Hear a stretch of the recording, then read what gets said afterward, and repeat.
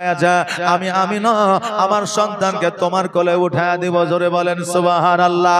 তবে হালিমা শোনো রে, আমার সন্তানের আব্বা না, আমার সন্তানের আব্বা ওই মাকামে আব্বা আরাম করতে আছে।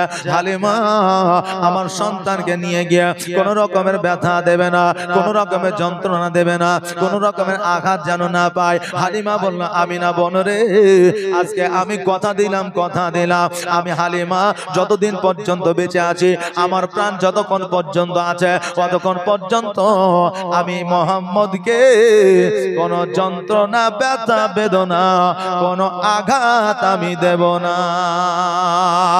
আমিনা বললে, হালিমা আমার সন্তান যেন কোন সময় বুঝতে না পারে আমি মোহাম্মদের অভাবে আছে, ভালোবাসার অভাবে আছি, কারণ হইল আমার সন্তানের আব্বা জগতের মধ্যে নাই। হালিমা বলল, আমিনা আমার সন্তান বাড়িতে একটা আছে, যার নাম হলো যমুনা। আজকে ওই যমুনাকে আমি যতটা ভালোবাসা না দিব, তার চাইতে দ্বিগুণ ভালোবাসা আমি তোমার সন্তান মুহাম্মদকে দিব, জোরে বলেন সুবহানাল্লাহ। আমিনা বললে, হালিমা আজকে আমি তোমাকে আমার নবীকে দিয়ে দিলাম, দান হয়ে গেল। তবে হালিমা আজকে শোনো শোনো, আজকে তোমার মুখটা বড় শুকনা লাগে, মনে হয় তুমি খাবার খাও না। ও হালিমা আজকে আমার সন্তানকে তোমার কোলে উঠে নাও, আর আমি তোমার জন্য দুইটা খেজুর নিয়ে আসে। আমি না হালিমার কোলে আমার নবীজিকে উঠে দিলা, আর আমার আমিনা ঘরের মধ্যে প্রবেশ করলে। এইদিকে হালিমা সাদিয়া রাদিয়াল্লাহু তাআলা আনহা নিজের স্তনটা পরিষ্কার করলে, আর আমার নবীজিকে স্তন পান করাইলে। এইদিকে আমিনা রাদিয়াল্লাহু তাআলা আনহা দুইটা খেজুর নিয়ে এসে আমার আমিনা আমার হালিমার হাতে উঠে দিলে, আর বললেন, হালিমা খেজুর দুটা তুমি খাও রে বোন, আর একটু পানি পান করে নাও, দেখবে তোমার ক্ষুধা নিবারণ হয়ে যাবে। এবার ওই খেজুর দুইটা খাওয়া তো দূরের কথা, হালিমা যেন তার নিজের আঁচলের মধ্যে বাঁধতে আছে। আমিনা বলল, হালিমা আমি খেজুর দুটা তোমাকে খাবার জন্য দিলাম, তুমি আঁচলের মধ্যে কেন বাঁধো? হালিমা বলল, বোন আমিনা আমি একা কেমন করে খেজুর গুলা খাইতে পারি রে, কারণ আমার স্বামী অনাহারে আছে। আজকে আমার বাড়িতে একটা সন্তান আছে, ওই সন্তানটা পর্যন্ত অনাহারে আছে। একদিন নয়, 2 দিন নয়, 3 দিন নয়, 4 দিন নয়, 7 দিন পর্যন্ত ক্ষুধার্ত। আমি হালিমা আমার সন্তানকে বাদ দিয়া আমি কেমন করে খাইতে পারি? জগতের মধ্যে শুধু হালিমায় নয়, নিজের সন্তানকে ক্ষুধার্ত রাখিয়া কোন মা খাবার খাইতে পারে না। জগতের মধ্যে আপনাকে যদি প্রেম করনে वाला, ভালোবাসনে वाला, আপনার মহব্বত করনে वाला জগতের মধ্যে যদি কেউ থাকে, একজনই আছে মা, আর একজন হলে বাবা। ভাই আপনাকে যদি ভালোবাসে জেনে নিবেন স্বার্থ আছে, বোন যদি ভালোবাসে জেনে নিবেন স্বার্থ আছে, স্ত্রী ভালোবাসলে জানবেন স্বার্থ আছে, সন্তান ভালোবাসলে জানবেন স্বার্থ আছে। আপনি বলবেন, হুজুর গো সন্তানের আবার কি স্বার্থ, ভাইয়ের আবার কি স্বার্থ, বোনের আবার কি স্বার্থ, স্ত্রীর আবার কি স্বার্থ? আজকে ভাইয়ের সঙ্গে মেল মহব্বত আছে, কালকে যখন জমি জায়গা ভাগ করবেন, 1 কাঠা তো দূরের কথা, 1 হাত যদি বুঝায় না দেন আপনার গলায় ছুরি ধরবে। বোনকে যদি হক না দেন, বোনকে যদি ভাগ না দেন, আপনার বাড়িতে আসবে না, আপনি বোনের বাড়িতে যাবেন না। স্ত্রীকে ভালোবাসবেন, স্ত্রী যখন অভাব অনটনে পড়বে, সে বলবে তোমাকে বিয়ে করে আমার জীবনটা বাদ করে দিয়েছে, বিয়ে করে জীবনটা বরবাদ হয়ে গেছে। ওই স্ত্রীও এই কথা বলবে। সন্তানকে বড় করে যদি ব্যবসা না দিতে পারেন, জমি যদি না দিতে পারেন, জায়গা যদি না দিতে পারেন, ওই সন্তান বলবে, আব্বা গো আমাকে শুধু জন্মই দিয়েছ, কিছু করে দিতে পারোনি। সন্তান এই কথা বলবে। কিন্তু মা জনম দুঃখিনী মা, যেই মা টাকা চাই না, যেই মা আপনার বাড়ি চাই না, যেই মা গাড়ি চাই না, সেই মা আপনাকে বিনা স্বার্থে আপনার রক্ত আপনাকে খাইয়েছে, দুগ্ধ পান করাছে, নিজের কলিজা ছিড়িয়া দিয়েছে, নিজের মা নিজের সমস্ত ত্যাগ কিছু সব কিছু ত্যাগ করে আপনাকে লালন পালন করে বড় করেছে। আপনার মা এমন খাবার পছন্দনীয় কিন্তু নিজে না খাইয়া তোমাকে খাইয়েছে। জোরে বলেন সুবহানাল্লাহ। ওই মা একমাত্র বিনা স্বার্থে আপনাকে ভালোবাসে। অতএব জগতের মধ্যে মায়ের কদম তলে আমাদের জান্নাত। ওই মাকে যদি আমরা ব্যথা বেদনা দুঃখ যদি দিয়া থাকি, আমার আল্লাহ বলে বান্দারে জীবনে যতই হজ করো না কেন, জীবনে যতই তুমি নেকি অর্জন করো না কেন, জীবনে যতই তুমি নামাজ পড়ো না কেন, নামাজ পড়ে পড়ে কপালে ঘটা লাগায় নাও, কিয়ামতের দিন কোনো কাজে আসবে না যদি মা তোমার প্রতি রাজি খুশি না থাকে। জোরে বলেন সুবহানাল্লাহ। এই জন্য কবি বলছে মায়ের দিলেতে ব্যথা কখনো দিও না, কখনো দিও না, মায়ের দিলেতে ব্যথা কখনো দিও না, কখনো দিও না। আর মায়ের দোয়া পাওয়া যায় গো, আর মায়ের দোয়া পাওয়া যায় গো জান্নাতের ঠিকানা। মায়ের দিলেতে ব্যথা কখনো দিও না, কখনো দিও না, মায়ের দিলেতে ব্যথা কখনো দিও না, কখনো দিও না। দেখো দুঃখে দুঃখী নীরবে আর ছেলের খুশির তরে মা মরতে রাজি হবে। জোরে বলেন সুবহানাল্লাহ। আর দুঃখে দুঃখী নীরবে আর ছেলের খুশির তরে মা মরতে রাজি হবে। আর জীবন দিলেও শোধ হবে না,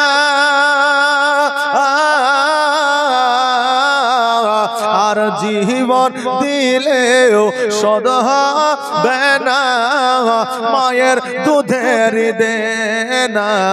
মায়ের দিলেতে ব্যথা কখনো দিও না, কখনো দিও না, মায়ের দিলেতে ব্যথা কখনো দিও না, কখনো দিও না।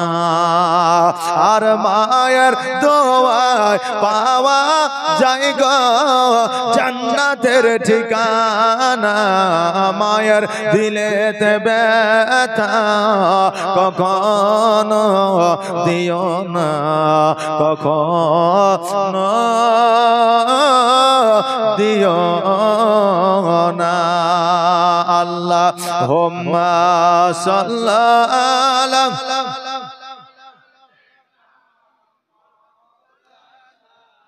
মুহাম্মাদ ওয়া আলা আলিহি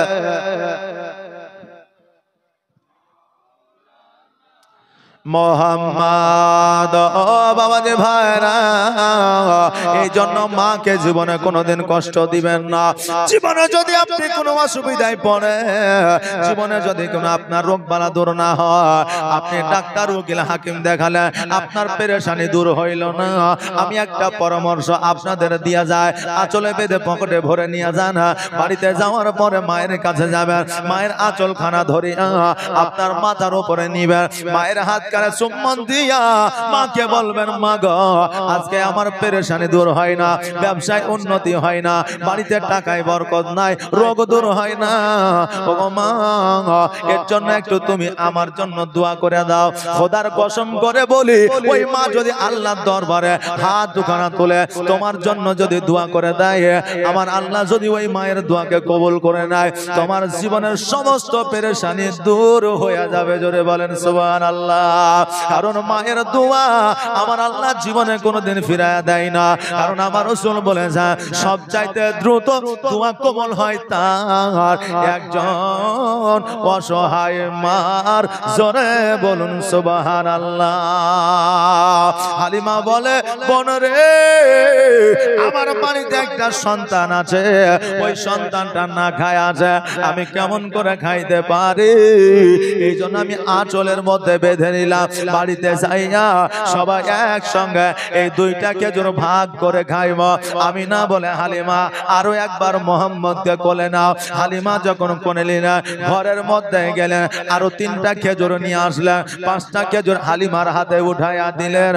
আর হালিমার হাতে উঠাইয়া দেওয়ার পরে বলল, ও হালিমা শোনো, এই খেজুরগুলো বাড়িতে তোমরা খাবে, দেখবে তোমাদের খিদা নিবারণ হয়ে যাবে।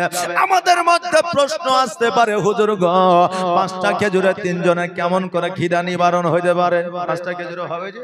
এই যে রমজান গেল, কত রকমের খেজুর না খাইলাম, লালচা কাইলিয়া ধইলিয়া যত রকমের খেজুর আছে সবই খেয়েছি নাকি বলে, কিন্তু একটা খেজুর খাইয়া তো জান আপনার ভরে না, একটা খেজুর খাইয়া তো পেটও ভরে না, ভরে না। প্রশ্ন হলো এটাই, হুজুর গো 5টা খেজুরে কেমন করে ক্ষুধা নিবারণ হইতে পারে? আমি বলবো ভাই রে, এখন যে আমাদের কাছে খেজুরগুলা আসে, যে খেজুরগুলা পায়, এই খেজুরগুলা হলো তো পোলিও রোগ মুক্ত, পোলিও রোগে আক্রান্ত। এই খেজুর আসলে আরবের খেজুর লয়। এই খেজুর আগের মতো খেজুর না। আগে একটা খেজুর খাইলে আমার রাসূল পাক সাল্লাল্লাহু তাআলা আলাইহি ওয়াসাল্লাম বলেছেন, আগে একটা খেজুর খাইলে সারা দিন ক্ষুধা লাগতো না। আপনি বলবেন সেটা কি করে হয়? আমাদের দেশে যখন বন্যা আসে, আমাদের দেশে যখন আমের সময় আসে, তখন আমাদের দাদিরা, আমাদের ফুপুরা, আমাদের খালারা, আমাদের মায়েরা চ আর গম আর ভুট্টা আর ছোলা থেকে একটা আপনার আটা তৈরি করে, যে আটাটাকে আমরা ছাতু বলে থাকি। ছাতু বোঝেন তো? ছাতু, জি, আমরা ছাতু বলে থাকি। ওই ছাতু যদি মাঠের মধ্যে, বাড়ির মধ্যে সকালে একবার খেলেন, সারাদিন খিদা লাগে না? লাগে যে? সারাদিন কি লাগে? সারাদিন পিপাসা লাগে। যখন এই পিপাসা লাগবে, পানিটা পান করবেন, দেখবেন পেটটা পূরণ হয়ে গেছে, খাবার আর লাগবে না। ঠিক খেজুরটাও ওই রকম ছিল। একটা খেজুর যদি খেয়ে নেওয়া হতো, সারাদিন পিপাসা লাগতো, যখনই পানি পান করতো তখনই পেটটা পূরণ হয়ে যাইতো। জোরে বলেন সুবহানাল্লাহ। এমন খেজুর পাওয়া আমার আল্লাহ দিয়েছিলেন আমার নবীর ওসিলায়। আমার নবীজি বলেছে, আরবের মধ্যে এমন একটা খেজুর আছে, যে খেজুরটার নাম হলো আজওয়া খেজুর। ওই খেজুরটা যদি খায় মাত্র 3টা, আর বিষাক্ত সাপেও যদি দংশন করে দেয়, ওই খেজুর খাবার জন্য ওই আপনার ব্যক্তিকে বিষাক্ত সাপে দংশন করে কিছু করতে পারবে না। অতএব ওই বিষ পানি হয়ে যাবে। জোরে বলেন সুবহানাল্লাহ। ওই খেজুরের পাওয়ার কতটা ছিল।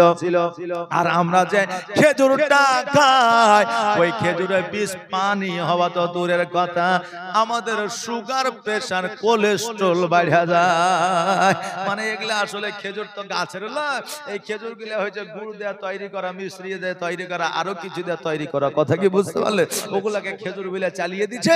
আর আমরা বুঝলেন পশ্চিম বাংলার মানুষ, আমরা যত পারি রমজান মাসে খেজুর লিয়াই। যে খেজুর 50 টাকা করে বিক্রি করেছে, ওই খেজুর রমজান মাসে 450 টাকা করে বিক্রি করেছে। কথা কি বুঝলেন না? অতএব বাবাজি ভাইরা, আমার মা হালিমা রাদিয়াল্লাহু তাআলা আনহা খেজুরটাকে আঁচলের মধ্যে বেঁধে নিয়া আমিনার কাছ থেকে বললেন, আমিনা আজকে তোমার সন্তানকে চুম্বন দিয়া, আজকে তোমার সন্তানকে কোলে নিয়া তোমার সন্তানকে আমাকে দিয়া দাও, দেরি হয়ে যায়, আমি তাইফের দিকে অগ্রসর হয়ে যায়। আমিনা নিজের সন্তানের কপালে চুম্বন করিয়া আমিনা হালিমার কোলে উঠে দিলেন। দিলেন। হালিমা তো সাদিয়া রাদিয়াল্লাহু তাআলা আনহা আমার নবীজিকে কোলে করে নিয়া আব্দুল মুত্তালিবের সম্মুখ দিয়ে বাহির হয়ে যায়। আব্দুল মুত্তালিবকে বলে, আব্দুল মুত্তালিব, আমি না তোমার পোতাকে আমার কোলে উঠায়া দিয়া যায়।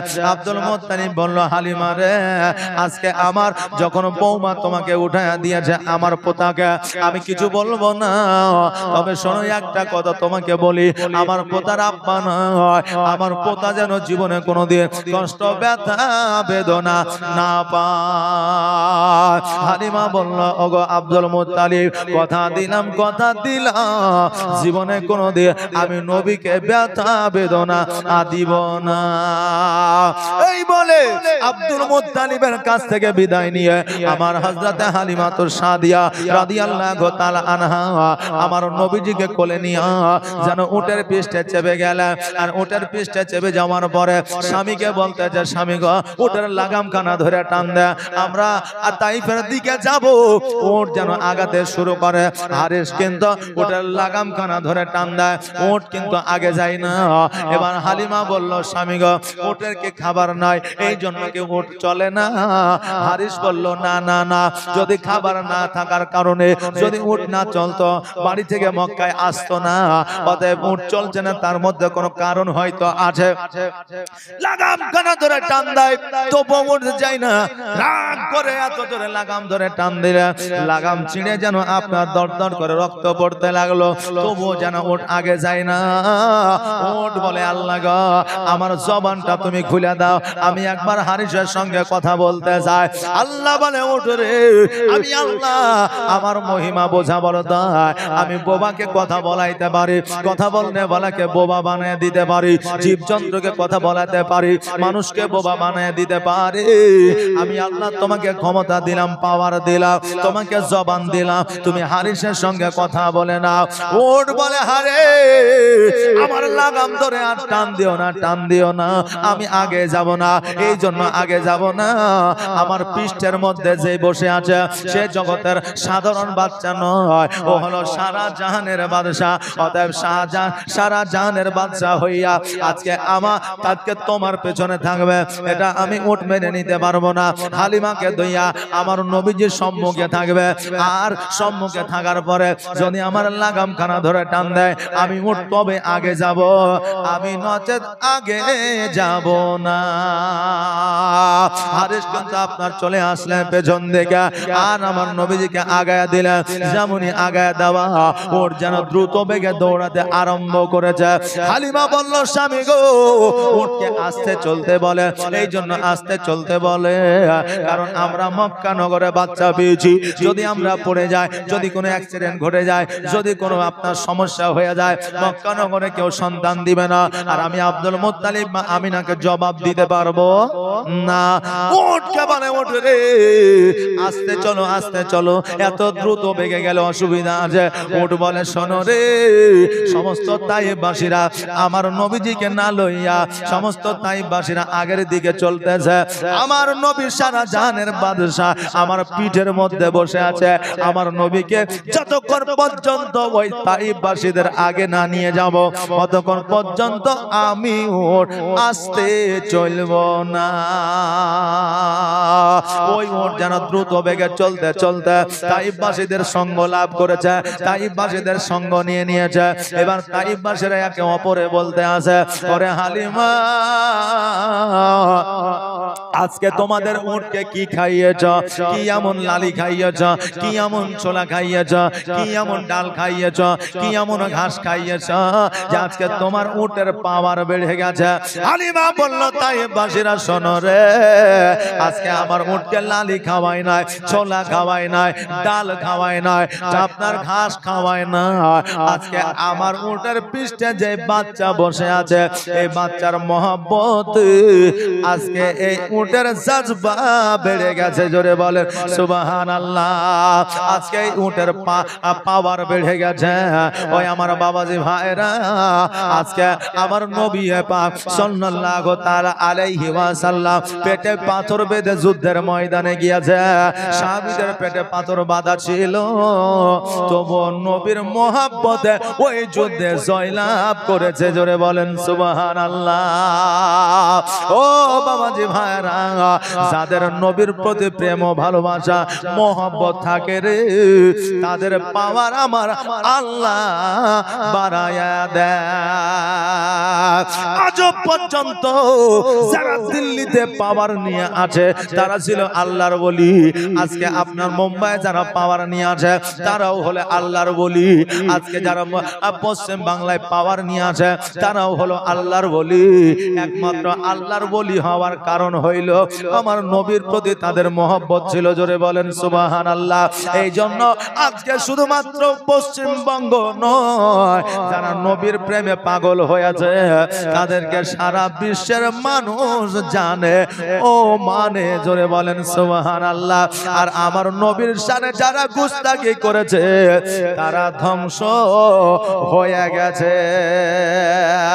ও বাবাজি ভাইরা, আমার নবীকে আবু বকর মেনেছে, নবীর নাম ইতিহাসের পাতায় উঠে গেছে। আজকে ওমর মেনেছে, ইতিহাসের পাতায় তাদের নাম উঠে গেছে। আজকে তাদের নাম শুনলে কত সম্মানের সহিত নামটা লেয়।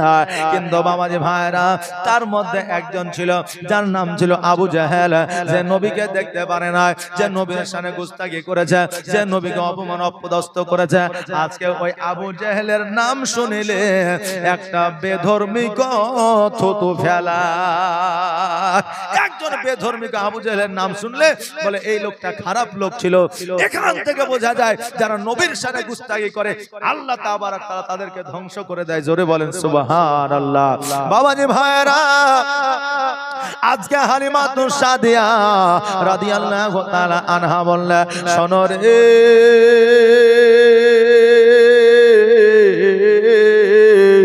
আজকে আমার উটকে লালি খাওয়ায় না, ছোলা খাওয়ায় না, ঘাস খাওয়ায় না। আজকে এই বাচ্চার মহব্বতে আজকে আমার উটের পাওয়ার বেড়ে গেছে। ওই উটকে লইয়া যখন বাবা হালিমাতুস সাদিয়া রাদিয়াল্লাহু তাআলা আনহা মা হালিমার বাড়িতে গেলেন। এবার হালিমার বাড়িতে যাওয়ার পরে হালিমা যেন লক্ষ্য করে দেখছে যে খেজুর গাছে খেজুর ধরতো না, ওই খেজুর গাছে খেজুর ধরেছে। খেজুর ধরা তো দূরের কথা, খেজুর পেকে পেকে জমিনের মধ্যে পড়তেছে, জোরে বলেন সুবহানাল্লাহ। হালিমা বলতেছে, স্বামী গো, আমি রাত্রে বেলায় যে স্বপ্নটা দেখেছিলাম আমার আল্লাহ আজকে ওই স্বপ্নটা বাস্তবায়িত করেছে। ওগো স্বামী, আজকে এই সন্তানটা আমাদের বাড়িতে এসেছে, আমাদের ভাগ্যের দুয়ার খুলে গেছে। ও বাবাজি ভাইরা, এবার হালিমাতুস সাদিয়া রাদিয়াল্লাহু তাআলা আনহা যখন আমার নবীকে নিয়ে বাড়ির মধ্যে প্রবেশ করলেন, দেখছে যেন যে ছাগল বকরিতে দুগ্ধ দিত না, ওই ছাগল বকরিতে দুগ্ধ দিতে আরম্ভ করেছে, জোরে বলেন সুবহানাল্লাহ। হালিমা লক্ষ্য করে দেখছে যেন আমার বাড়িতে আল্লাহর তরফ থেকে রহমত বর্ষিত হতেছে, জোরে বলেন সুবহানাল্লাহ। তাই হালিমা তোমার কোলে কে এসেছে দেখো না, দিন দুনিয়ার বাদশা সেজে তাজদারে মদিনা, জোরে বলেন মারহাবা। একটা আওয়াজ দিয়ে বলেন না ইয়া রাসূলুল্লাহ, উচ্চ আওয়াজ দিয়ে বলেন মারহাবা। তাই হালিমা তোমার কোলে কে এসেছে দেখো না, তাই হালিমা তোমার কোলে কে এসেছে দেখো না, দিন দুনিয়ার বাদশা সেজে তাজদারে মদিনা। মরুভূমির গরম বালি নরম পায়ে হাত বোলায়, আর সূর্য এসে উকি মেরে মুখ দেখে তার লজ্জা পায়।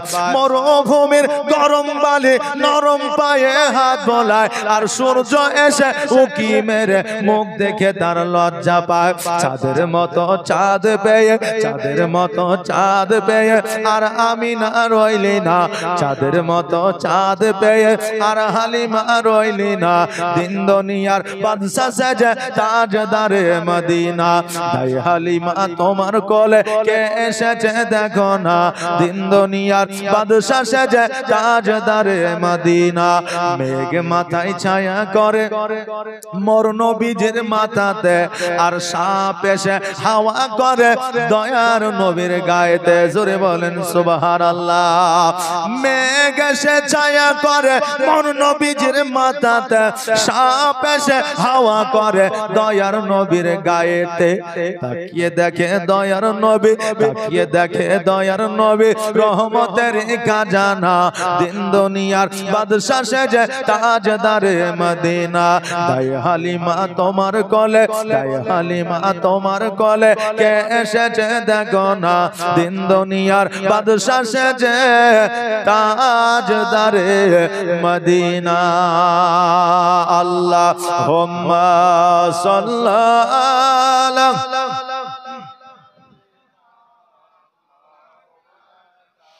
মুহাম্মাদ ওয়া আলা আলিহি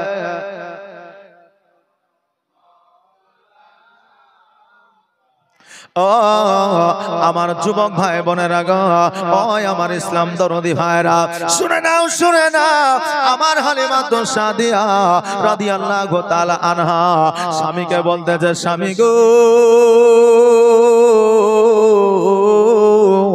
আজকে আল্লাহর তরফ থেকে আমার বাড়িতে রহমত বর্ষিত হয় স্বামী গো আজকে এই বাচ্চাটিকে একবার আপনি বাইরে থেকে ঘুরাইয়া নিয়ে আসেন আমি ততক্ষণাৎ নবীর জন্য একটা দোলনা বানায়া নি তখনকার দোলনা ছিল এক চালে একটা আপনার কাপড়ের একটা শাড়ির আঁচল বেঁধে দিত আর একটা চালে আর একটা আঁচল বেঁধে দিত মধ্যখানে বাচ্চাকে শোয়া দিয়া দোলনা দিয়ে দিত কিন্তু বেরাদার এখনকার জামানায় 500 টাকা দিলে একটা ভালো দোলনা পাওয়া যায় যে দোলনায় লাইটিং আছে যে দোলনায় আপনার আলো আছে যে দোলনা অটোমেটিক দোলবে ব্যাটারি সিস্টেম আছে যে দোলনা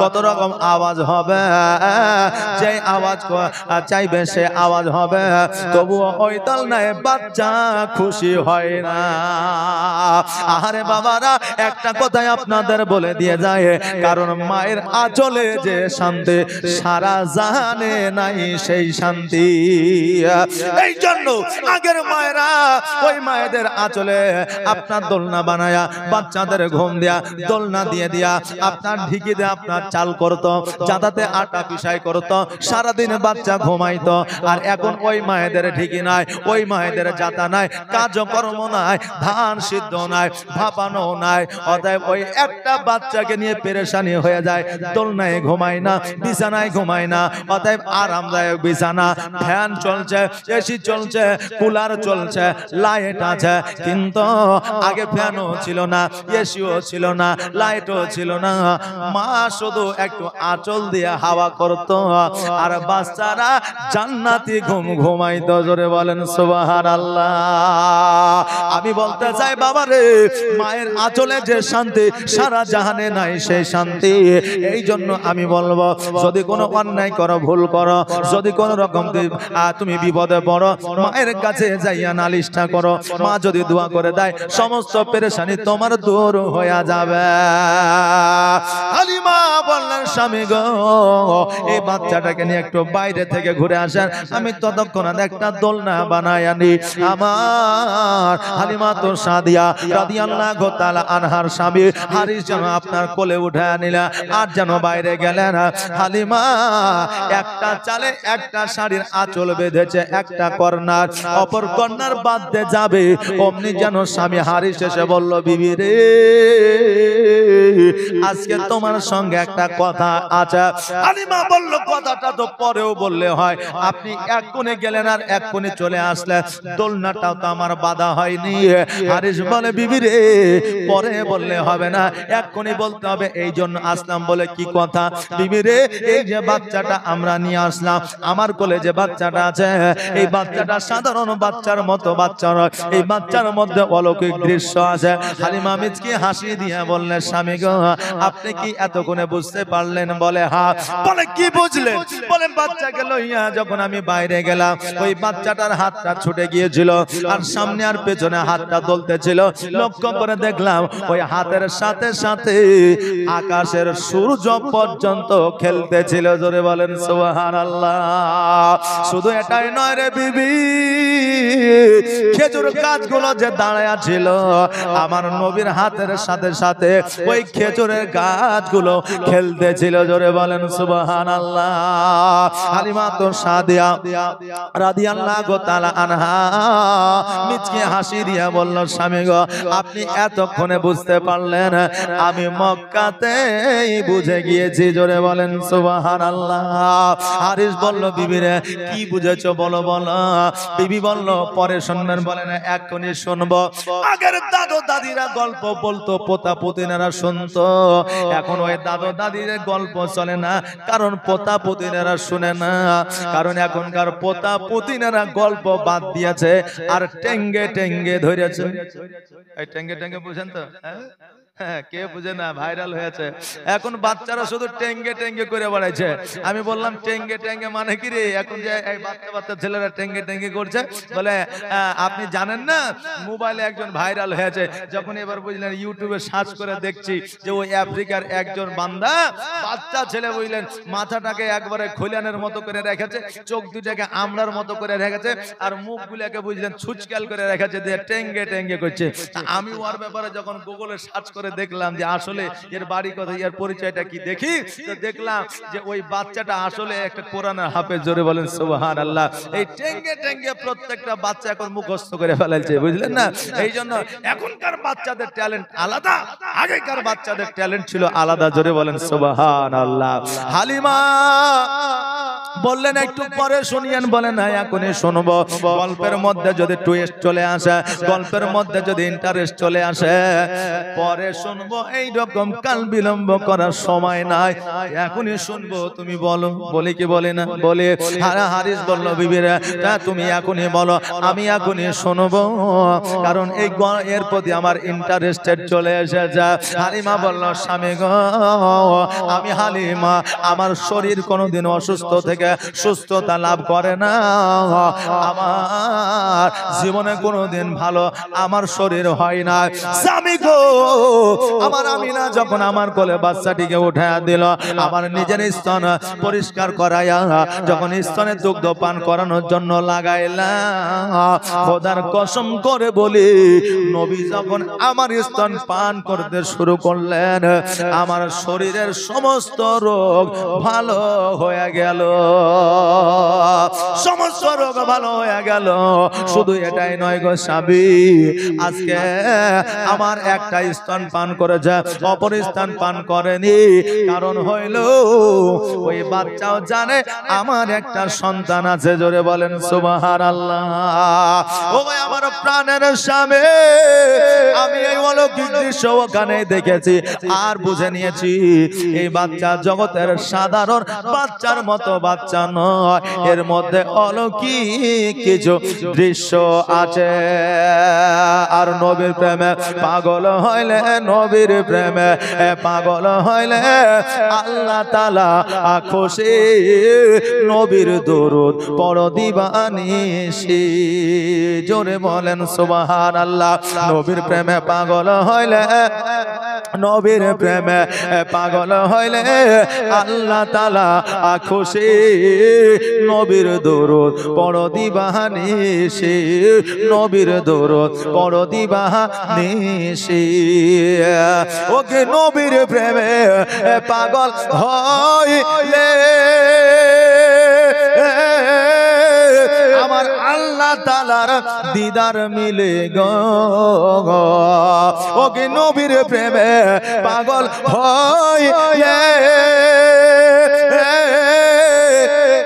আমার আল্লাহ তাআলার দিদার মিলে গো থাকো যদি যদ বাহালে থাকো যদি যদ বাহালে হইয়া প্রেম উদাসী নবীর দরুদ পড় দিবানিশি নবীর প্রেমে পাগল হইলে নবীর প্রেমে পাগল হইলে আমার আল্লাহ তাআলা খুশি নবীর দরুদ পড় দিবানিশি নবীর দরুদ পড় দিবানিশি আল্লাহুম্মা সাল্লাল্লাহু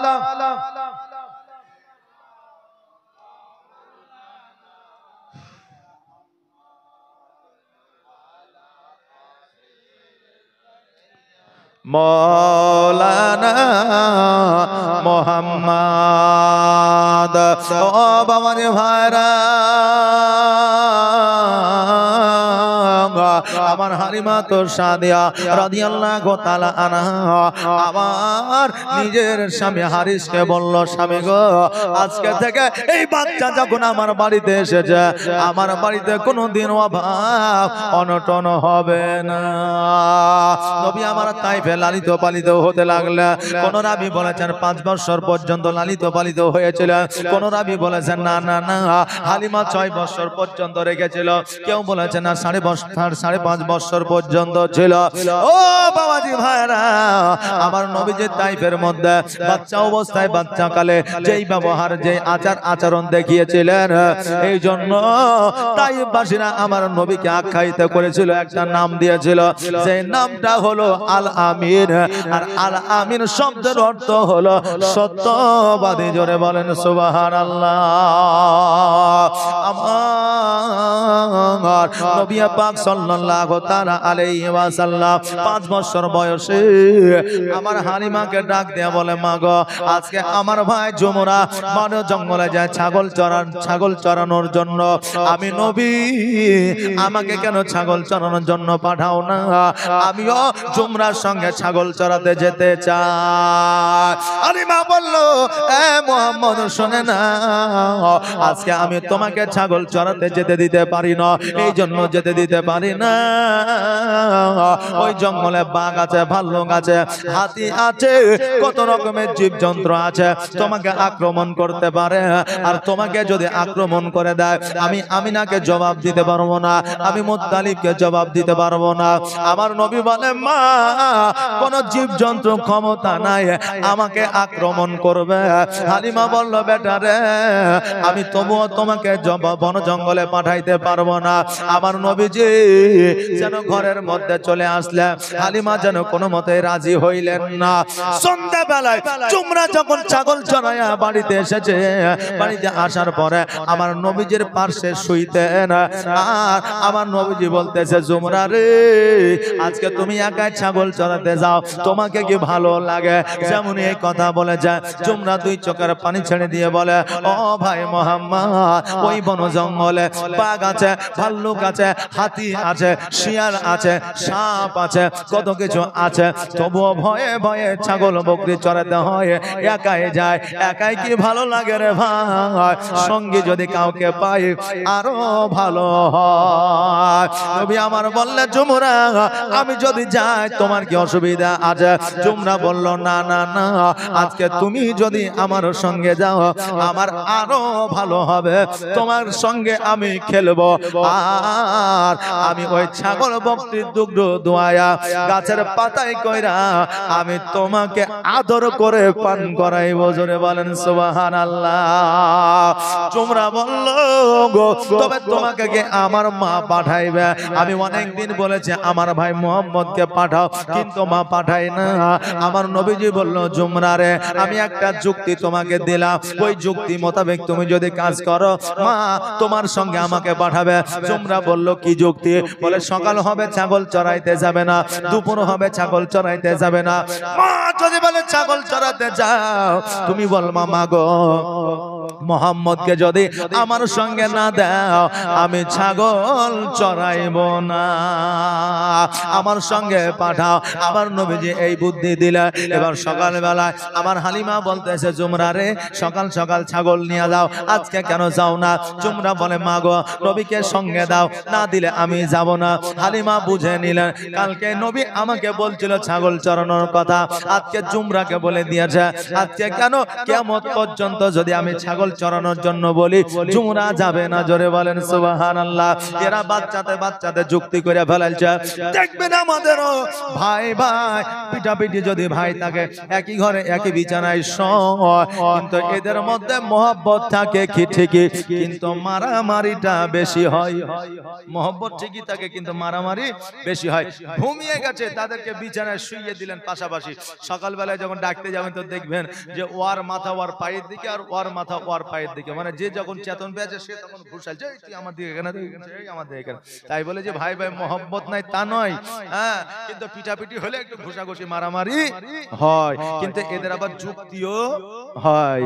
বাপজি ভাইরা আমার জুমরা বলল মা তুমি যদি আমাকে না পাঠাও আমার ভাইকে না পাঠাও আমিও যাব না। হালিমা মনে করলেন এরা যুক্তি করে ফেলাইছে। এবার বলল জুমরা রে নবীকে নিয়ে যাবা না যাও, কিন্তু তোমাকে আমি একটা কথা বলে দিই, দেখবা ওর বাড়ি হলো মক্কায়, ওর মাকে আমি জবাব দিতে পারবো না যদি ওর কিছু হয়ে যায়। ওরে জুমরা ছাগল বকরির দিকে তুমি যতটা লক্ষ্য করবা তার চাইতে বেশি লক্ষ্য আমার মুহাম্মদের দিকে রাখবা, কারণ তুমি বন জঙ্গলে বেশি গিয়েছ, তুমি সব রাস্তা চিনো, নবী হয়তো সব রাস্তা চিনে না। কিন্তু হালিমাতুস সাদিয়া রাদিয়াল্লাহু তাআলা আনহা জানে না আমার নবী এমন কোন রাস্তা না, সারা বিশ্বের রাস্তা আমার নবীর চেনাই আছে, কারণ আমার নবী বলে দিয়েছে সারা বিশ্বটাকে সরষের দানা স্বরূপ আমি তালুর মধ্যে দেখতে পাই। জোরে বলেন সুবহানাল্লাহ। জুমরা বড় আনন্দিত হইয়া নবীর কাছে আসলে, আসার পরে বলে ভাই মুহাম্মদ আমার মা রাজি হয়ে গেছে, চলো চলো আমরা ছাগল চড়াইতে যাই। দুই ভাই যেন ছাগল নিয়ে বন জঙ্গলের মধ্যে গিয়েছে, আর বন জঙ্গলের মধ্যে যেমনই হাজির হয়েছে ওই বন জঙ্গলের সমস্ত পশু পাখিরা যেন এক হয়ে গেছে। ছাগলে যেন বাঘের সঙ্গে কথা বলে, বাঘ যেন ছাগলের সঙ্গে কথা বলে, শিয়াল যেন সাপের সঙ্গে কথা বলে, এইদিকে বিজি যেন সাপকে আদর করে, আর সবাই মিলে একত্রিত হইয়া আমার নবীজিকে গোল করে ঘেরাও করেছে। জোরে বলেন সুবহানাল্লাহ। তোমরা চিন্তা করে আল্লাহ গো আজকে সমস্ত জীবজন্তু মুহাম্মদকে যখন ঘেরেছে, আজকে মুহাম্মদের কোনো নিস্তার না, আজকে আমার ভাইকে হয়তো বাঁচানো সম্ভব হবে না। কিন্তু আমার নবীজি এক জায়গায় দ্বন্দ্ব ঈমান হয়ে আছে দাঁড়ায় আছে, আর এক জায়গায় দ্বন্দ্ব ঈমান হয়ে দাঁড়ায় আছে, আর সকল পশু পাখিরা জীবজন্তুরা আমার নবীজির কদম তলে চুম্বন করে, আর একে একে সবাই জঙ্গলের দিকে চলে যায়। জোরে বলেন সুবহানাল্লাহ। এইরকম অলৌকিক দৃশ্য দেখিয়া জুমরা যেন অবাক হয়ে গেল। আমার নবীজি বললেন ও জুমরা শোনো রে, এই কথা মাকে বলবে না, কারণ মাকে যদি বলে দাও কালকে থেকে তোমার সঙ্গে আর ছাগল চড়াতে আসতে দিবে না, এতে তোমার লস হবে। অতএব এই কথা খবরদার মায়ের কাছে বলা যাবে না। দেখবেন বাচ্চারা খেলতে খেলতে অনেক কাজ করে ফেলে, কিন্তু বাপ মাকে অনেক কিছু না জানায় রাখে। অনেক যুবক পর্যন্ত আছে দেখবেন বিড়ি খায় সিগারেট খায়, কিন্তু লাইটার বুঝলেন পকেটে লুকিয়ে রাখে যাতে বাপ মা জানতে না পারে। হাইরে যুবকের টান 12 থেকে 13 বছর বয়স উম্মরপুরে চা খেতে দাঁড়ালে দেখতে পাওয়া যায়। কথা বুঝলেন না? এমন টান দিছে মনে হচ্ছে ওর চাইতে রাজা মহারাজার কেউ নাই। ওই আমার বাবাজি ভাইরা, ওই যুবকেরা মনে করে আমার মা জানে না, আমার বাপ জানে না। পরে যুবক তোমাকে বলে যায় এমন কি তুমি কি খাও আর কি খাও না, তুমি কেমন আছো, তোমার মনের অবস্থা কি, এই খবর পর্যন্ত তোমার মা বাবা জানে। জোরে বলেন সুবহানাল্লাহ। কিন্তু মা বাবা লজ্জায় কিছু বলে না, মা বাবা সন্তানের ইজ্জতের জন্য কিছু বলে না, নিজের ইজ্জতের সম্মানের জন্য কিছু বলে না, কারণ এখন যুগ পরিস্থিতি যেমন, এখন যুবককে সন্তানকে যদি একটা চড় মারা হয়, তবে চড় যদিও সন্তান না মারে, এমন ভাবে গজে নেবে যাতে চড় মারার চাইতো বড় কাজ করবি। এখন বর্তমানে অবস্থা এই জন্য বাপেরাও ছেড়ে দিয়েছে, তোর যা খুশি তাই কর। তাই বলে যুবক তুমি এটা ভাবিও না যে আমার বাপ মা হয়তো জানে না, তোমার বাপ মা সবই জানে, কিন্তু তোমাকে বলে না। আমার নবী বললেন, জুমরা মাকে খবরদার তুমি জানাবে না। জুমরা বলল ঠিক আছে জানাবো না। এইভাবে প্রতিনিয়ত প্রতিদিন আসে, আর প্রতিদিন আমার নবীজির কদম চুমে। একদিন হঠাৎ করে আমার নবীজিকে জ্বর হয়ে গেল, আর ও জ্বর হয়ে যাওয়ার কারণে আমার নবীজি বাড়ি থেকে আর ছাগল চড়াতে আসতে পারলো না। আমার হালিমা যেন আর আসতে দিল না। একদিন, দুই দিন, 3 দিন, 4 দিন, 5 দিন, 7 দিন যখন হয়ে গেল, এবার বাঘের বাচ্চারা, বাঘেরা, জীবজন্তুরা বলে হায় রে, আমার নবীকে আর দেখতে পাওয়া যায় না, আমার নবীকে আর হয়তো শেষ দেখা দেখতে পাবো না। সর্দার বলল, বাঘের জঙ্গলের সর্দার হলো বাঘ। বাঘ বলল, শোনো রে, নবীকে কেন দেখতে পাওয়া যাবে না? চলো চলো আমরা সবাই মিলে নবীকে উঠায় নিয়ে আসবো। যারা একটু দেখবেন দাপটকারী হয়, মাস্তান হয়, তাদের কথাবার্তাও কিন্তু মাস্তানি, তাই কি না? মারবে কি মরবো না কি হবে এই দেখা দেখি নয়, চল যাইতে হবে তখন চল, বুঝলে না? কিন্তু একটু বুদ্ধিরও দরকার হয়। সবাই বললো আমাদের রাজা যখন বলছে যাইতে কি অসুবিধা, সবাই কিন্তু বাঘের পেছনে লাইন দিয়েছে।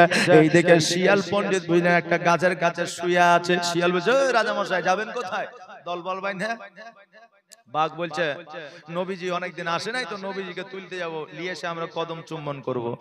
শিয়াল মিচকে হাসি দিয়ে বলছে, আচ্ছা এতগুলো জীব জন্তু তুমি গ্রামে যাবে নবীকে তুলতে, গায়ের মানুষ ঠিক রাখবে তো?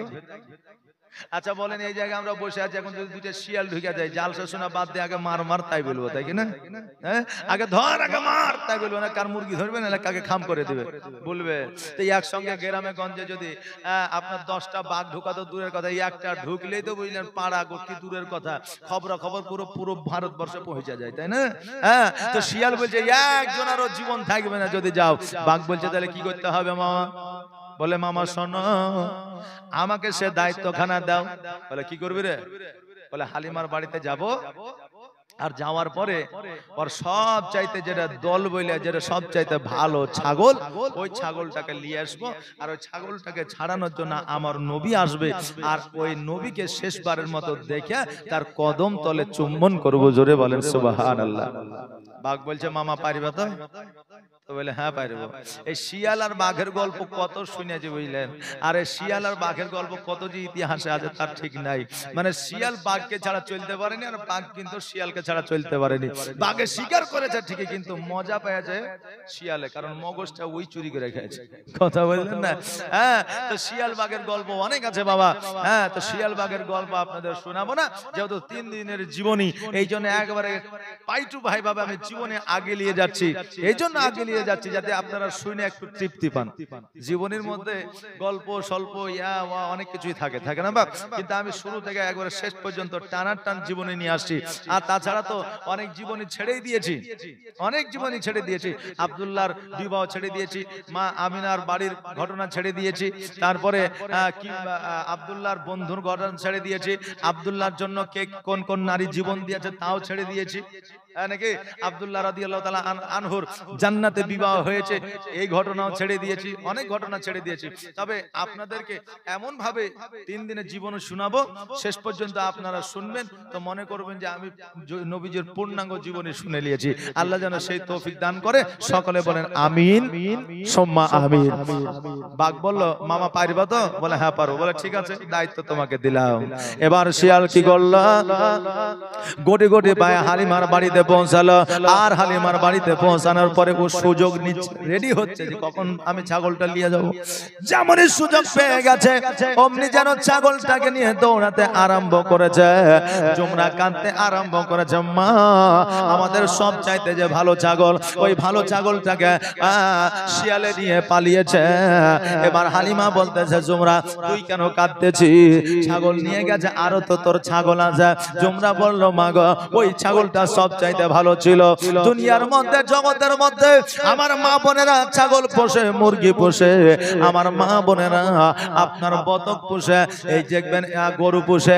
এই গরু ছাগল গুলো যখন কোনো কারণে মারা যায় ওই মা বোনেরাও কান্না করে, করে না? করে। কারণ ওই ছাগল গরুর উপরেও একটা মহব্বত বসে যায়। তোমরা বললো মা ওই ছাগলটাকে আমি বেশি ভালোবাসতাম। আমার নবীজি বলতেছে জুমরা রে তুমি কি ওই ছাগলটা চাও? বলে হ্যাঁ। হালিমা বললে কেমন করে পাবা? আমার নবীজি বললেন আমি নিয়ে এসে দিব। আমার হালিমা বললেন না না তোমাকে যাইতে হবে না, এই জন্য যাইতে দিব না যে কোনো ছাগল বকরি আনার জন্য তোমাকে যদি বাঘে আক্রমণ করে আমি আব্দুল মুত্তালিবকে জবাব দিতে পারবো না। নবী আমার বলে মা তুমি চিন্তা করিও না, চিন্তা করিও না, ছাগল বাগল আর কোন জীবজন্তু আমাকে আঘাত করতে পারবে না। এবার হালিমা বলল বেটারে তুমি যদি আনতে পারো তবে নিয়ে আসো, তবে তোমার যেন কোনো ক্ষয়ক্ষতি না হয়। নবী আমার জঙ্গলের দিকে চলতে আরম্ভ করলেন। মধ্য জঙ্গলে যখন যাচ্ছে দেখছে যেন ছাগলটাকে মধ্যখানে রেখেছে আর সকল জীবজন্তু চতুর্দিকে গোল করে ঘেরাও করে বসে আছে। নবীজিকে যখন দেখলে সমস্ত আপনার বাঘ আর ভাল্লুক জীবজন্তুরা দাঁড়ায় গেল আর আমার নবীজিকে বলতেছে ইয়া রাসূলুল্লাহ ইয়া হাবিবাল্লাহ, নবী গো আমরা এই ছাগলটাকে খাবার জন্য নিয়ে আসিনি, ভক্ষণ করার জন্য নিয়ে আসিনি, মেরে ফেলার জন্য নিয়ে আসিনি, শেষবারের মতো আপনাকে দেখার জন্য নিয়ে এসেছি, শেষবারের মতো আপনার কদম চুম্বন করার জন্য নিয়ে এসেছি। ওগো নবীজি আমি আপনাকে অনেক দিন দেখি না, এই জন্য শেষ দেখা করতে চাই। আমার নবী বলল শোনো রে আমার জ্বর হয়েছিল এই জন্য আসতে পারি না, আমার মা আমাকে আসতে দেয় নাই, তবে ছাগলটাকে ছেড়ে দাও, আগামী কালকে থেকে আবার পুনরায় আমি আসব। ওই জীবজন্তুরা ছাগলটাকে যেন আমার নবীজিকে দিয়ে দিল। আমার নবীজি কোলে করিয়া ছাগলটাকে হালিমার বাড়িতে নিয়ে আসলো, জুমরাকে দিয়ে দিল আর জুমরা যেন খুশি হইয়া গেল। আমার নবী পাক সাল্লাল্লাহু তাআলা আলাইহি ওয়াসাল্লাম জুমরার সঙ্গে পরের দিন ছাগল চড়াইতে গেল। আর পরের দিন ছাগল চড়াতে যাইয়া ছাগলগুলো আপনার বন জঙ্গলে চড়তে আছে আর আমার নবীজি একটা জায়গায় বসে আছে আর ওই যমুনা গাছের ডালে উঠে খেলাধুলা করতে আছে। হঠাৎ করে দুইজন মানুষ মুখ ভরা দাড়ি, মাথায় পাগড়ি, গায়ে জুব্বা আমার নবীজির দুই হাতকে ধরিয়া যেন পাহাড়ের দিকে নিয়ে যেতে লাগলো। জুমরা বলছে তোমরা কে গো? দাঁড়ায়া যাও, দাঁড়ায়া যাও। জুমরার কথা যেন শোনে না। এবার পাহাড়ের দিকে নিয়ে যাচ্ছে। জুমরা গাছ থেকে নেমে আমার নবীজির পেছনে পেছনে যায়। এবার পেছন পেছন যাওয়ার পরে লক্ষ্য করে দেখলো আমার নবীজিকে যেন পাহাড়ের উপর শোয়া দেওয়া হলো। আর শোয়া দেওয়ার পরে একখানা চকচকে ঝকঝকে চাকু বাহির করলো আর চাকুটা বাহির করে আমার নবীজির গলা থেকে নিয়ে নাভি পর্যন্ত চিরে দিল, কেটে দিল। যমুনা আওয়াজ করে আল্লাহ গো আমার ভাইকে মেরে দিল, আমার ভাই হয়তো আর বাঁচবে না। সঙ্গে সঙ্গে বাড়ির দিকে ছুটতে আরম্ভ করলো। বাড়িতে যাওয়ার পরে মাকে বলে মা আজকে আমার ভাই দুধ ভাই আমার মোহাম্মদ আর বেঁচে না। হালিমা দুই চোখের পানি ছেড়ে দিয়ে বলল কেন রে বেটা? বলে মা গা দুইজন মুখ ভরা দাড়ি, মাথায় তাদের পাগড়ি, গায়ে তাদের জুব্বা, নুরানি চেহারা নিয়ে আমার ভাইকে পাহাড়ের উপরে নিয়ে গেল। নিয়ে যাওয়ার পরে গলা থেকে নাভি পর্যন্ত কেটে দিল। কেটে দেওয়ার পরে দুই দিকের মাংসকে সরায়া দিল আর বুকের মধ্য থেকে কি যেন বাহির করলো। যেমন এই কথা শোনা জুমরাকে বলে বেটা কোন জায়গায় জলদি করে নিয়ে চা। হালিমা তো সাদিয়া রাদিয়াল্লাহু তাআলা আনহা যেন আমার জুমরার সঙ্গে দৌড়াতে আরম্ভ করেছে। মায়েরা অতক্ষণ দৌড়ায় না যতক্ষণ পর্যন্ত কলিজায় আঘাত না লাগে। জোরে বলেন সুবহানাল্লাহ। দৌড়াতে দৌড়াতে গিয়া পাহাড়ের উপরে যখন উঠতে আরম্ভ করেছে, পাহাড়ের উপরে উঠিয়া দেখছে যেন আমার নবীজি একটা পাথরের উপরে মুখটাকে নিচু করে বসে আছে। জোরে বলেন সুবহানাল্লাহ। হালিমা গোটে গোটে পায়ে আমার নবীজির পার সেখানে বসিয়া দুই চোখের পানি ছেড়ে দিয়ে বলে, বেটা রে, আজকে তোমরা বললো তোমার বুকটাকে নাকি কেটে দিয়েছে, গলা থেকে নাভি পর্যন্ত চিরে দিয়েছে। ও মুহাম্মদ, বড় বড় কথাটা কি সত্য? আমার নবীজি বললেন, হ্যাঁ মা সত্য। আমার নবী কি কোনোদিন মিথ্যা বলেছে কেউ প্রমাণ করে দিতে পারবে? পারবে না, কিয়ামত পর্যন্ত কেউ পারবে না। নবী আমার বললে, মা এটা সত্য। আমার হালিমা বললে, বেটা, আজকে যদি তোমার বুকটাকে চিরে দেওয়া হয়, নাভি পর্যন্ত যদি কেটে দেওয়া হয়, তোমার শরীরে রক্ত থাকবে, রক্ত দেখা যায় না, তোমার শরীরে আঘাত থাকবে, আঘাত দেখা যায় না, তুমি চুপ করে বসে আছো, কারণটা কি? ও মুহাম্মদ, তোমার জামাটা খোলো, আমি একবার দেখতে চাই। আমার নবীজি যখন জামাটাকে খুললেন, হালিমা বর্ণনা করেছেন, খোদার কসম করে বলি, আমার নবীজির গলা থেকে পেট পর্যন্ত কাটা তো দূরের কথা, একটু কাটার দাগও ছিল না। জোরে বলেন সুবহানাল্লাহ। একটু দাগও পর্যন্ত ছিল না। আমার নবীজিকে জিজ্ঞাসা করলাম, আমার নবীজি বললেন, ও মা, আজকে যারা আমাকে নিয়ে গিয়েছিল পাহাড়ের উপরে, তারা ছিল আল্লাহর ফেরেশতা। আমাকে বিনা অজ্ঞানে আজকে আমার গলা থেকে নাভি পর্যন্ত কেটে দিয়েছিল। আমি একটু যন্ত্রণা বুঝতে পারিনি। আমার কাল্পটাকে বাহির করিয়া জান্নাতি পানি দিয়া ধোয়া দিয়া আবার কাল্পটা ভিড়ায়া দিয়েছিল। আর আল্লাহর কুদরতে আবার পুনরায় আমার শরীর যেমন ছিল অমনি হয়ে গেছে। ও বাবাজি ভাইরা, আজকে বিনা ইনজেকশনে, বিনা আবুদায়, তারপরে আপনার বিনা অজ্ঞানে যদি নখ কাটতে কাটতে গিয়া যদি একটু চামড়াটা ছিলে যায়, তবু কত যন্ত্রণা হয়। কিন্তু আমার নবীজিকে আমার আল্লাহ তাবারাক তাআলা কি এমন দিয়েছে যে অত আপনার বুক পর্যন্ত চিরে দিয়েছে, তবু আমার নবীজি জানতে পারে না। আজকে নবীর এত বড় একটা গলা থেকে নাভি পর্যন্ত কেটে দেওয়ার পরে আমার নবী জানতে পারলো না, তার গায়ে দাগ পর্যন্ত ছিল না। আজকে কিছু মানুষ জগতের মধ্যে আছে যারা বলে নবী আমার মতো, নবী আমাদেরই বড় ভাই। জোরে বলেন নাউজুবিল্লাহ। আমি বলবো তাদেরকে, ভাই রে, আজকে যদি নবী তোর মতো হইল, নবী তো চন্দ্রকে দুখণ্ডিত করেছে, তুমি একবার করে দেখা পারবে? নবী তো পাথর কাগরকে কথা বলিয়েছে, তুমি একবার বলায় দেখা। জাবিরের বাড়িতে নবীর থুতুতে খাবারে বরকত হয়েছে, তুমি একবার খাবারে বরকত দিয়া দেখা। আমার নবীজির কাটা দাগ দূর হয়ে গেছে, তুমি একবার কাটা দাগ দূর করে দেখা। আজকে কেন কিয়ামত পর্যন্ত তাদের দ্বারা সম্ভব হবে না। এই জন্য বলছে বিজ্ঞানী বিজ্ঞানী আমার নবীজি। জোরে বলেন সুবহানাল্লাহ। নবীর চাইতে বড় বিজ্ঞান, বড় ডাক্তার, বড় মাস্টার, বড় ডাক্তার, বড় প্রফেসর তখনও ছিল না, এখনো নাই, কিয়ামত পর্যন্ত হবে না। জোরে বলেন সুবহানাল্লাহ। এই জন্য কই বলছেন বিজ্ঞানীরও বিজ্ঞানী আমার নবীজি। এমন একটা দয়ার নবী আর হবে কি, এমন একটা মায়ার নবী আর পাইবা কি? বিজ্ঞানীদের বিজ্ঞানী আমার নবীজি। বিজ্ঞানীরা রথের যুগে আকাশেতে যায়, আমার নবী রকেট ছাড়া মেরা যেতে যায়। জোরে বলেন সুবহানাল্লাহ। কিছুদিন আগে ভারতবর্ষ থেকে চাঁদের দেশে গেল প্লেনের সাহায্যে, রকেটের সাহায্যে। আজকে ওয়াহাবিরা, আজকে নবীর দুশমনেরা কত গর্বিত হইল। আজকে ভারতের মাটি থেকে মানুষ আসমানে গিয়েছে, সূর্যের কাছে, চন্দ্রের কাছে গিয়েছে। আমরা আজকে গর্বিত।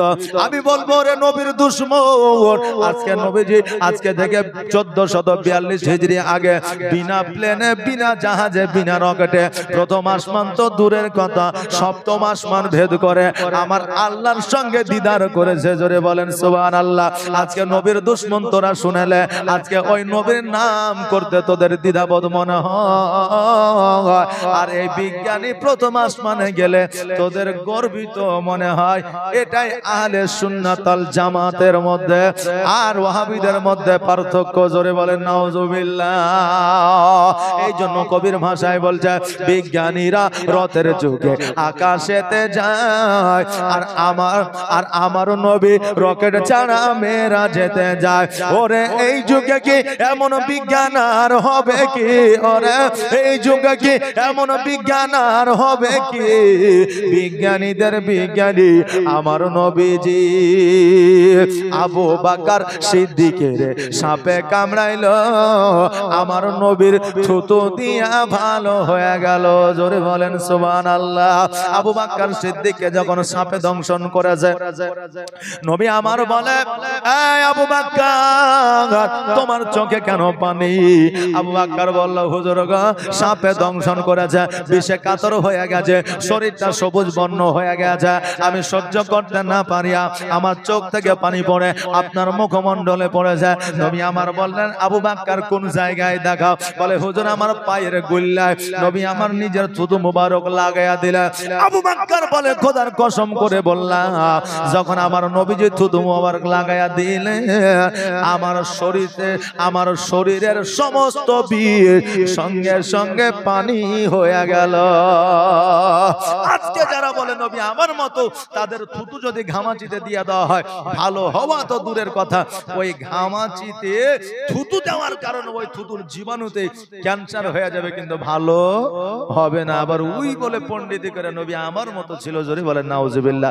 আরে তোর মতো মূর্খ গাধা তো দূরের কথা, যারা পড়াশোনা করে ডাক্তারি পাস করে এসেছে, একটা সাপে কাটা রোগীকে যদি ডাক্তারখানা নিয়ে যাওয়া হয়, আগে 100টা ইনজেকশন দিবে, তারপর রক্ত পরীক্ষা করবে, তারপরে বলবে এই রোগী বাঁচবে না মরবে। তাহলে পড়াশোনা করে ডাক্তারি পাস করে যদি রক্ত টেস্ট না করে বলতে না পারে, তাহলে ওই ডাক্তারের চাইতো আমার নবী বড় ডাক্তার না? ডাক্তার নয়, বড় ডাক্তার। আমার নবীর মতো ডাক্তার কেউ হয়নি, কিয়ামত পর্যন্ত হবে না। জোরে বলেন সুবহানাল্লাহ।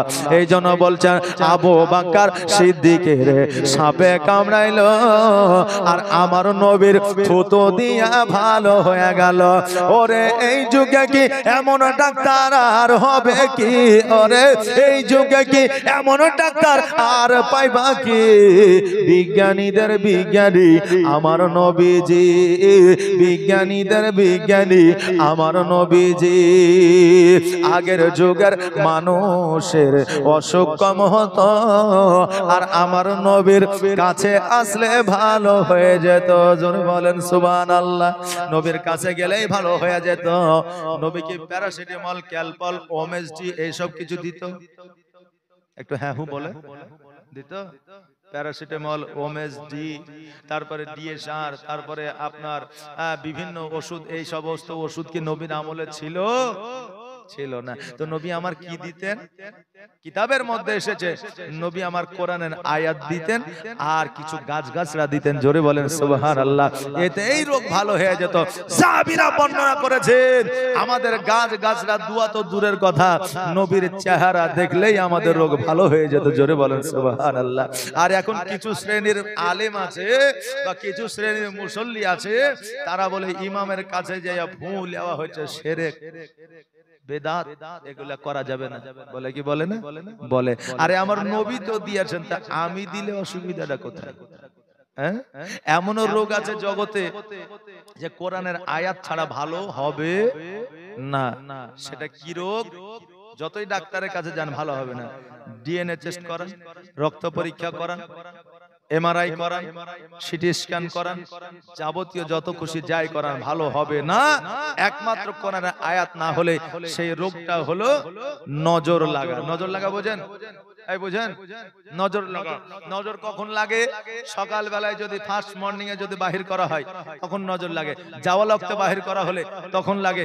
মাগরিবের ওয়াক্তের আগে, অর্থাৎ সূর্য অস্ত মানে সূর্য যখন ডুববে তখনকার সময় যদি বাহির করা হয় তখন কিন্তু আপনার নজর লাগে। কিছু মানুষেরও কুনজর লাগে। এই নজর লাগাটা একমাত্র কোরআনের আয়াত দিয়ে ভালো হয়। নজর লাগলে কি হয়? বাচ্চাদের পায়খানা হয়ে যায়। নজর লাগলে কি হয়? জ্বর হয়। ভালো হতে চায় না, বাপজি ভাইরা। এইরকম অনেক রোগ নজর লাগা আছে যেগুলো কোরআনের আয়াত দিয়ে ভালো হয়। অতএব এই শিরক ও বিদআত কোরআনের আয়াত দিয়ে তাবিজ দেওয়া নয়, এটা আমার নবীর সুন্নাত। জোরে বলেন সুবহানাল্লাহ। এই জন্য বলছেন আগের যুগের মানুষের অসুখ কম হতো আর আমার নবীর কাছে আসলেই ভালো হয়ে যেত। ওরে এই যুগে কি এমন হাকিম আর হবে কি? ওরে এই যুগে কি এমন যা আর পাইবা কি? বিজ্ঞানীদের বিজ্ঞানী আমার নবীজি, বিজ্ঞানীদের বিজ্ঞানী আমার নবীজি। এমন একটা দয়ার নবী আর হবে কি? এমন একটা মায়ার নবী আর পাইবা কি? বিজ্ঞানীদের বিজ্ঞানী আমার নবীজি। আল্লাহুম্মা সাল্লি আলা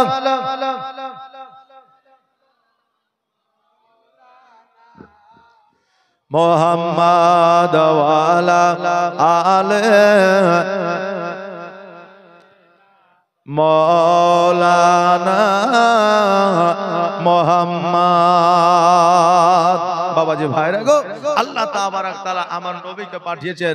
আমার নবীজি খোদ নিজেই মুজিজা ছিলেন। জোরে বলেন সুবহানাল্লাহ। আজকে বাবাজি আমার নবী যে অলৌকিক দৃশ্য দেখিয়েছেন সেটাকে মুজিজা বলা হয়, আর আল্লাহর ওলিরা যেটা অলৌকিক দৃশ্য দেখিয়েছেন সেটাকে কারামাত বলা হয়। এখন